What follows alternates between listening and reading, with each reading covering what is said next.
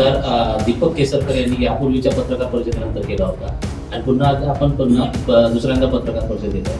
त्यांनी असाही सल्ला दिला होता की बँकेच्या कार्यकारी मंडळ त्यांच्याबरोबर बसावं आणि एकदा चर्चा करून त्या विषयावर तोडगा ओढावा, मात्र बँकेची बदनामी करून असं देखील केसरकर म्हणतात. आपल्याला घेऊन जातो बँकेत चर्चा करायला. कारण जर तुम्ही ज्येष्ठ पत्रकार आहात, तुम्ही जर अशा प्रकारचा प्रश्न विचारला, हे तुम्ही खोटं आहे म्हणून मला दाखवा बाबा, तुम्ही खोटी प्रेस घेतली, तुम्ही छापू नका. केसरकर काय म्हणतात याला अर्थ नाही आहे. केसरकर हवेत आहेत, त्यांना ह्या गोष्टीची जर कल्पना असती ते केसरकर बोलले नसते. केसरकरांना भेटून मी सांगितलंय सगळं. ते कोणाच्या प्रेमात ते कधी कोणाची वाकडी घ्यायला बघत नाही आणि मी कोणाला घाबरत नाही. हा फरक आहे.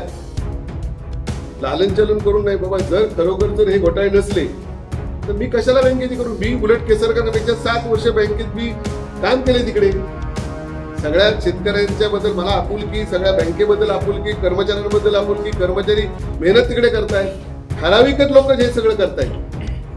म्हणजे त्यावेळेला काय अनुभव आहे. पहिल्यांदा चेअरमन झाला, इतर वेळी सगळे चेअरमन बदलत गेले. हा चेअरमन एवढी वर्ष कसा राहिला.